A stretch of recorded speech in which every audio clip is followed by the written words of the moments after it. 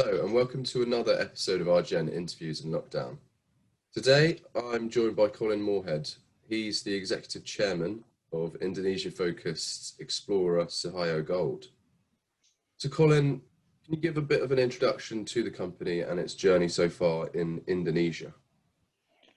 Sure. Sihayo Gold's been around for a while. I've been aware of the asset for some times in my former life. It's located in North Sumatra in Indonesia. It's a large contractor work or mining lease, if you like, some 66,000 hectares in two blocks, a northern block and a southern block. And it's in a geological environment which is prospective for porphyry copper gold deposits, for epithermal gold, and for sediment hosted gold. We have a small starter pit project there identified, which is based on a resource of 24 million tonnes at 2 grams for 1.5 million ounces, and all of that resource defined to date is of the sediment hosted variety. Yeah, of course. And so how would you evaluate your experience so far developing these resources in a country like Indonesia, particularly during the last 18 months where you faced this challenge of the pandemic, of course? Yeah, that's a good question. I must admit, Indonesia is a nation that's very diverse and very spread out, and it's also a nation that can't really shut down its economy as a tool against the pandemic. So they've been very pragmatic, put good tools of a traffic light system for travel, for lots of testing and screening and contract tracing and that sort of thing. But they're very much a containment strategy, not an elimination strategy, or a quasi-elimination strategy as we seem to have here in Australia. So from that point of view, we're getting by. I've been unable to travel there, which is frustrating, but we've got a great crew on the ground, and we're able to execute with good health and safety outcomes. This will be the 5th mine that I've developed in Indonesia in my former life, with Newcrest at Gosowong and with Merdeka Copper Gold in Indonesia. I've been down this well-trodden path before, so in terms of permits, approvals, and financing, it's something that I'm very familiar with. Of course. And in terms of that process, how would you rank or evaluate it against, a benchmark, for example, of Australia, which obviously has a very sophisticated mining sector? Yeah, it's interesting. Australia is obviously, particularly Western Australia and Queensland, are very much mining states, and Australia is a mining country. And the junior market works very well on the Australian Stock Exchange. One of the problems with Indonesia is they don't really have a junior sector on the Indonesian Stock Exchange because of you really need a profit history to be able to raise equity on the markets there. So there's a lot of foreign direct investments gone into Indonesia over the years from exchanges like the ASX. I've found if you get the formula right, you can do really well in Indonesia, and that is, you really do need good, strong, trusted local partners. You need solid legal tenure for the lease you're on, and you do need the capability on the ground to execute well. If you get those 3 things, you can do very well. And we've seen great examples of that in Newcrest at Gosowong, Newmont at Batu Hijau and Minahasa. Freeport's had its issues, but I think they've been resolved now. And local companies like Toka Tindung going very well, and the Matabe mine, which is our closest neighbour, which is also going very well. And of course, Merdeka, who I was CEO of for 3 years, has built the very successful Tushu Bukit operation.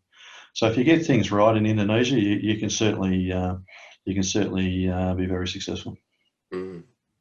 Now, considering the elements contained in the ESG thematic, which is growing and continues to grow in the sector, how has the company been approaching its work, being mindful of environmental, social and governance issues in this local context? Yeah, that's a good question. I very much of the school of thought that there's only one way to do mining, and that's properly. And I'm very proud of the mine I was associated with building at Tuju Bukit in East Java, and of course the Goswang mine in Halmahera. To me, it's pretty simple. It's like a three-legged stool. The community and the government trust you to sustainably exploit the resource and make sure that the benefits are net positive for the country and the community. The employees trust you with their livelihoods and their safety, and those providing debt and equity need a decent return on the risk they're taking. I think if you get that balance right, you can be successful. If one of those legs of the stool gets too long or too short, the thing falls over.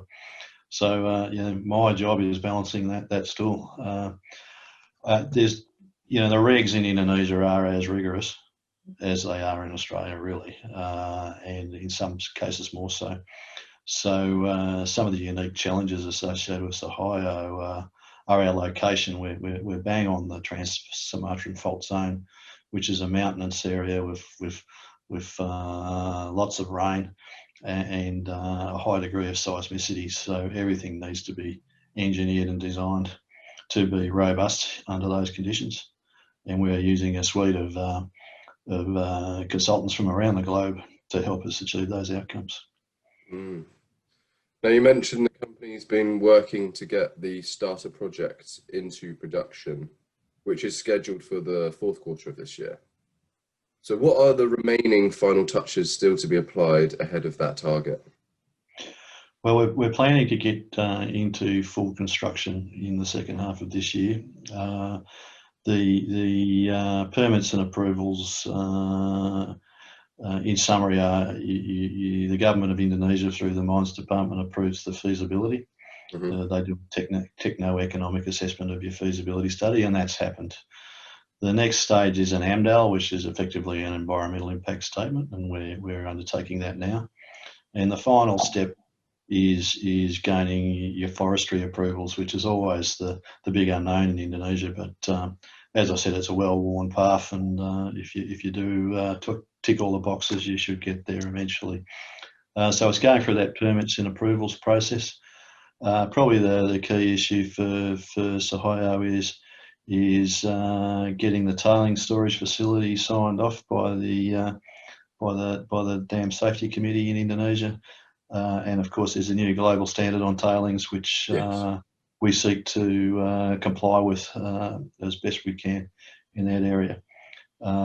Certainly, no one's putting tailings in riverine environments or anything like that anymore. In fact, they haven't since I've been in this industry for 30 years.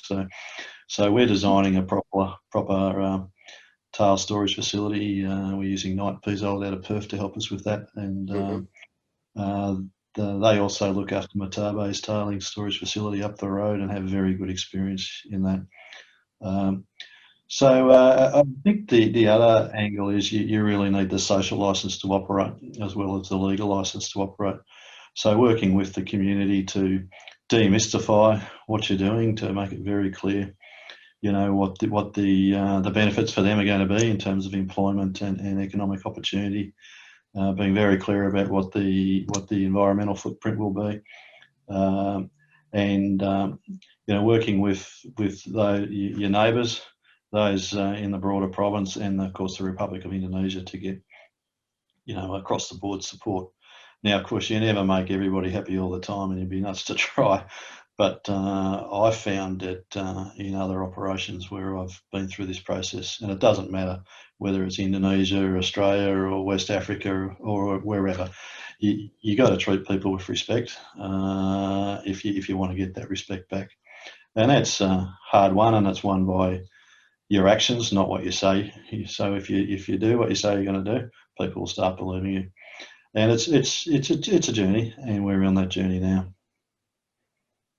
Yeah, of course.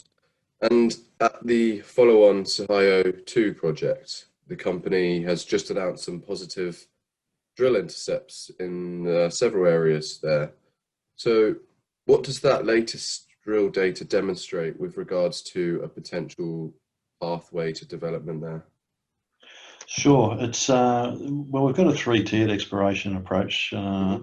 Tier one is looking near mine for incremental resource growth to make what's a good project an even better project. So we're looking to grow the resource and reserve base, and currently our base case is to produce approximately 80,000 ounces a year for 8 years.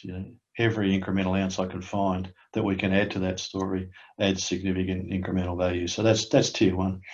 Tier two, and the recent results give us great encouragement that we may be successful there. Tier two is exploring at the Huda prospect, which is about 6 k's away as the crow flies. That's an epithermal gold and silver anomaly. It has the potential to either generate more incremental feed for the plant or be a transformational discovery in its own right. So that's an exciting ongoing exploration prospect. And our third tier is really going through all the historical data, all the geophysics and all the geochemistry that's been accumulated over the years. Reprocess that using modern techniques, big data and AI and all those beautiful things we can do these days, to generate a portfolio of targets for future follow-up. So we're really looking to get this thing into production, get positive cash flow from operations, and then use that to grow the company organically on what is, arguably a pretty prospective piece of ground in Indonesia. Mm. Yes, of course. Now, as part of that three-tiered exploration program, you're currently in the middle of some diamond drilling. So, what are the desired outcomes at those prospects, and when do you expect to finish that campaign? Well, we're drilling at Huda now. We did a 25-hole scout drilling program earlier in the year across a 10 square K area. And that generated 5 or 6 specific areas for follow-up. The first 2 of those are Sihayo, which is a high-grade vein, a single vein that we're targeting with about 10 holes to see if we can discover a bonanza shoot there. So if you like, the target there is a low tonnage of high grade. Mm-hmm. The next target is Penatapan, which means literally clear view. It's right on the top of the hill at 1,400 metres, looking out across the valley. That's a stockwork, so it's more of a bulk tonnage target. So what you're looking for a larger tonnage of more modest grade. So the rigs will move from Sihayo to Penatapan in the next few weeks. And I would say it would take us the rest of this quarter to complete that drilling. The other rig is up at Sihayo 2, which we discussed earlier, and we also have another one on the Sihayo starter pit doing more engineering type drilling, geotechnical and hydrology, that sort of thing. So it's a busy place up there at the moment. We have about 50 people in the camp at the top of the hill, and of course, at the moment, there's only 2 ways to get to the top of that hill. One's to walk and the other's to catch a helicopter. And we don't have a helicopter right now, so I have some Viking very boots necessary. That's right, yes. So yeah, with regards to that drilling, who's been your drilling partner, and what other companies have you worked closely with during the last 6 months or so in terms of your supply chain? Sure, we're working with PT Indodrill, which is a Indonesian-based drilling company. I've got a long experience with them, and they've been excellent, I must admit. They're very responsive and able to get their holes to depth. And if you get the wrong driller in, you spend a lot of time managing that relationship. But I've got no problems with Indodrill at all, and I thank them for their support. Our assay lab is Intertech in Jakarta. They run a sample prep lab down at Medan, so the samples go to Medan, and then they go to Jakarta for final processing. So they're our main assay provider. On the technical side, we're using Knight Piezold, as I mentioned, on our tail storage facility design. We're using Primero out of WA for our engineering and flow design for the plant, and we're using AMC consultants for our mining work at the moment. So there's a fair bit of work going on around, which is normal stuff, to get this project ready for project finance and ready for operational readiness type work. Yes. And so finally, can you summarize the value opportunity that's inherent in Sihayo's portfolio in such a vast and richly mineralized part of Indonesia, and also as the gold price seems to be on the up again? Well, what Sihayo represents is near-term production. I mean, we'll have this thing, hopefully, notwithstanding unforeseen circumstances, which is a big thing at the moment, but we plan to have that thing in production producing gold in 2023. And then off the back of that, there is some significant organic growth opportunities there. I mean, most gold, I think the average gold mine ends up 3 times bigger than what it was originally built to be, and the average copper mine ends up being twice as big.